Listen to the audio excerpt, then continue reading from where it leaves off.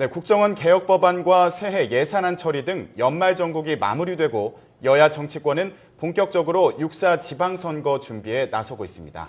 박근혜 대통령은 취임 후 첫 기자회견을 열어 올해 국정운영 구상과 전국 현안에 대해 입장을 밝힐 예정입니다.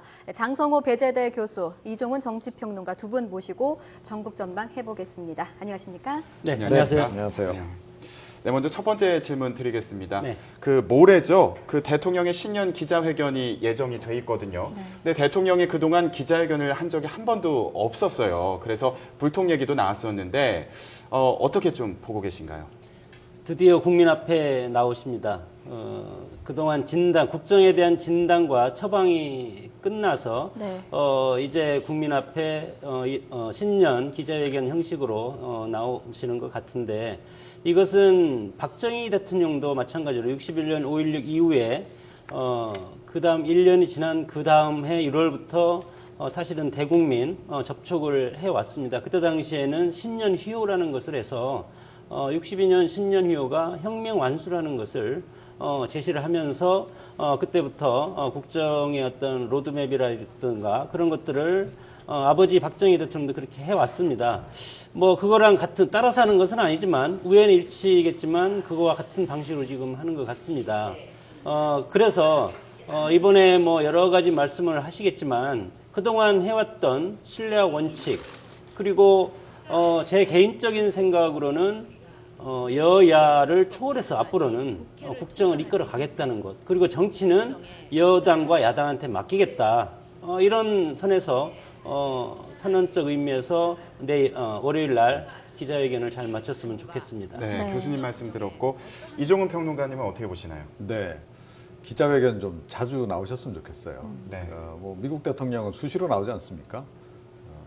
그만큼 이제 국민들하고 소통을 이제 지속적으로 하고 있는 건데, 좀 편하게 국민들이 대통령을 좀 자주 볼 수 있는 기회가 좀 많았으면 좋겠다. 네. 그리고 국정과 관련해서도 물론 큰 사안도 중요하지만 좀 사소한 사안에 대해서도 때에 따라서는 좀 자세하게 설명도 해주고 훨씬 친근한 대통령으로 우리 국민들이 느끼지 않겠습니까? 네. 모르겠습니다. 모레 이제 기자회견에서 어떤 내용을 얘기할지 모르겠는데, 내용과 관련해서는 아마 신년사에서 이야기했던 것, 세 가지 사항을 얘기를 했죠. 네. 경제 활성화, 그 다음에 이제 안보 위협에 대한 부분 얘기를 했었고, 또 정상화 개혁이라는 표현을 썼어요. 그러니까 비정상화의 정상화를 이제 정상화의 개혁이라는 표현을 썼는데, 네. 그 세 가지에 대해서 언급을 했기 때문에 아마 질문들도 많이 나올 것 같고요.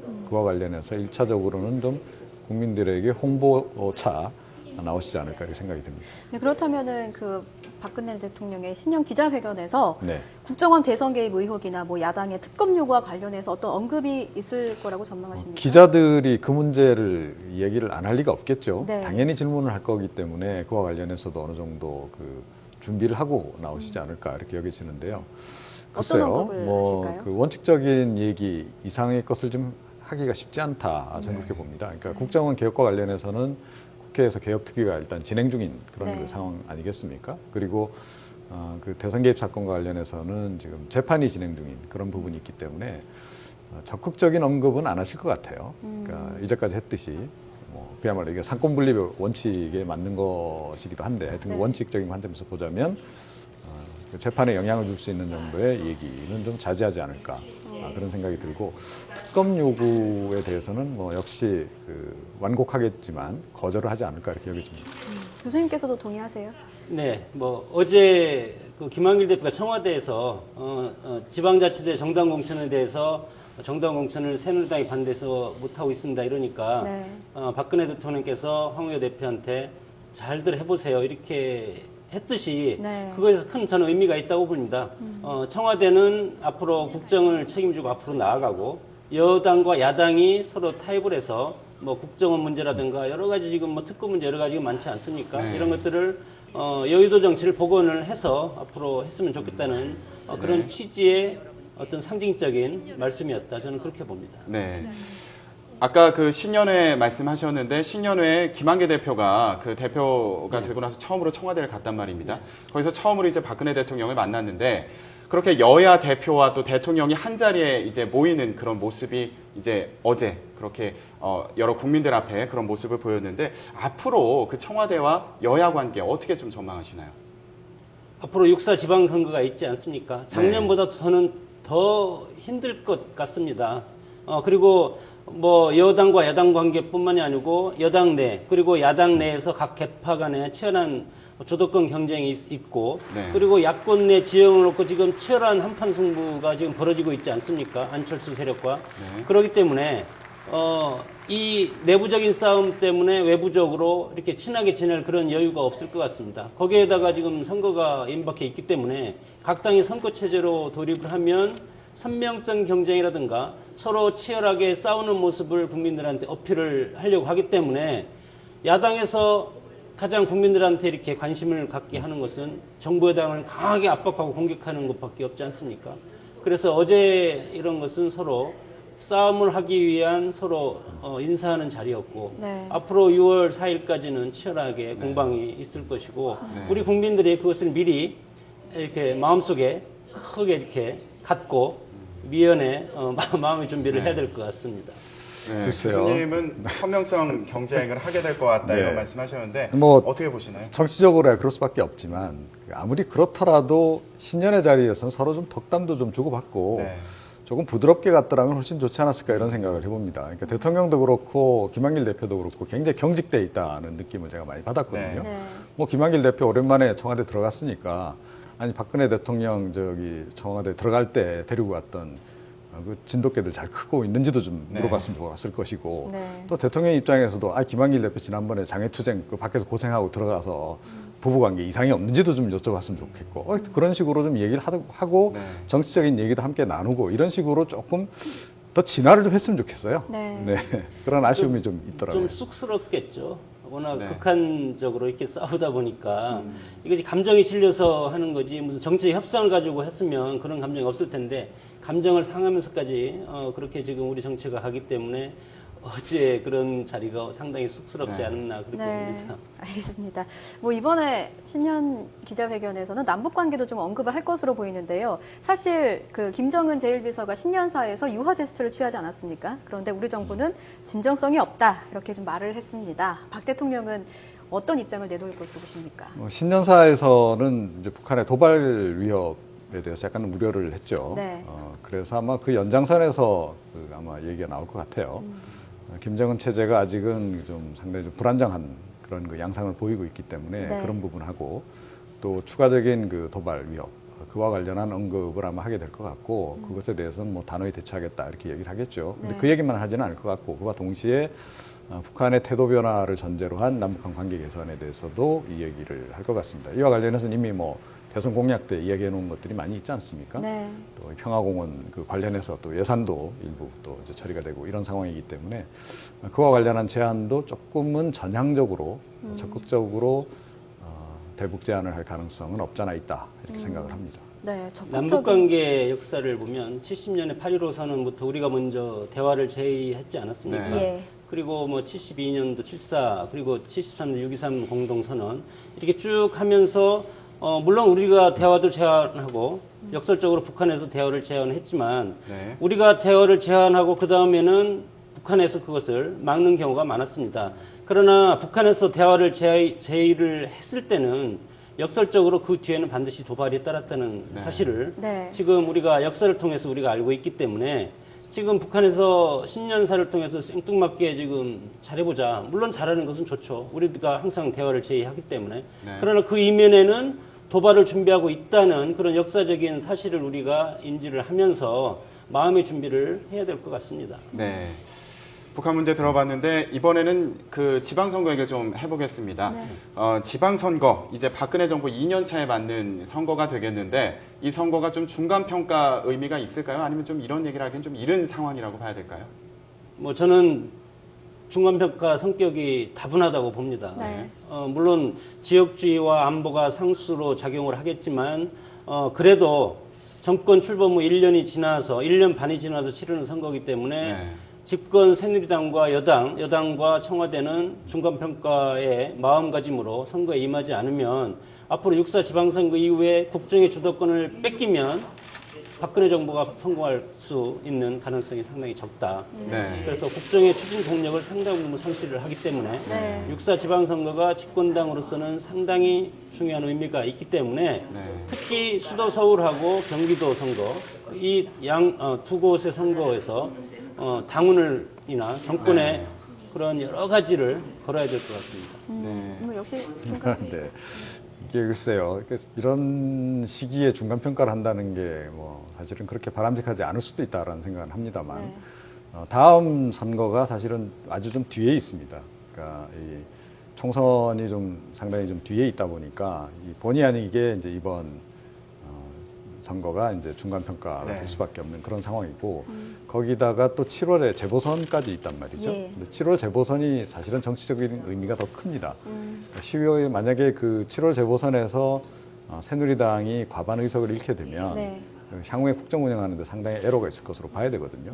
그 점에서도 새누리당이 굉장히 긴장을 좀 많이 하고 있는 것 같고 예. 그두 선거가 어찌됐건 그 촘촘하게 엮여서 같이 돌아갈 수밖에 없는 그런 그 상황이다 보니까 당연히 이제 이번 선거에 여야 모두 지금 이제 총력을 기울여야 되는 이제 그런 상황이고 네. 새누리당으로서는 조금 전에 말씀하셨다시피 어찌됐건 임기 초반에 국정 동력을 상실하면 박근혜 정부 같은 경우에는 레임덕이 빨리 올 가능성이 굉장히 높습니다. 네. 그런 점 때문에 아마 더욱더 신경을 많이 쓰지 않을까 이렇게 네, 뭐 의심해요. 어쨌든 뭐 6월, 7월이 전국 어떤 정세에 굉장히 중요한 전환점이 될 것 같은데, 저 어쨌든 관전 포인트는 세 곳입니다. 수도권이죠. 서울, 경기, 인천인데 좀 판세를 짧게 전망해 주신다면 서울부터. 예.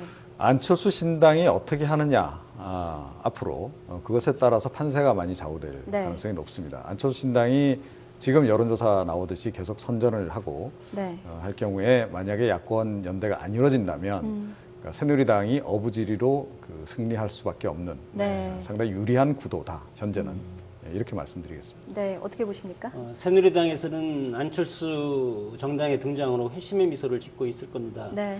어떻게 보면 이 선거가 87년도 대통령 선거인 1로 3김, 야권이 3분이죠.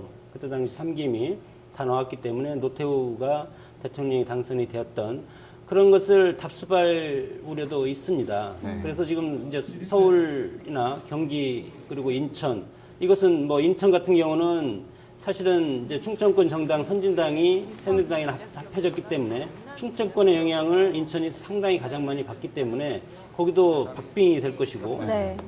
그리고 경기도는 김문수 지사가 나오는 경우에는 뭐 새누리당이 승리할 것 같고 그리고 수도 서울을 지금 핵심 관전 포인트로 봐야 되겠죠. 네. 이것은 여러 변수가 있습니다. 그러나 야권이 분해날 경우에는 새누리당이 승리할 것이다. 저는 그렇게 보고 있습니다. 네, 지금 수도권 많이 말씀을 해주셨는데 새누리당 뭐 김문수 지사나 뭐 정몽준 의원이나 다 말씀하셨거든요. 근데 경쟁력 있는 후보가 수도권에서 새누리당 후보가 안 보인다는 게 좀 문제가 아니냐 이런 분석도 있습니다. 앞으로 그 후보들의 경쟁력을 높일 수 있는 뭔가 변수가 있다면 뭐가 있을 수 있을까요? 우리 정치가 뭐 하루아침에 딱 나와서 정당 바람으로 이렇게 되는 지금 그런 스타일이기 때문에 네.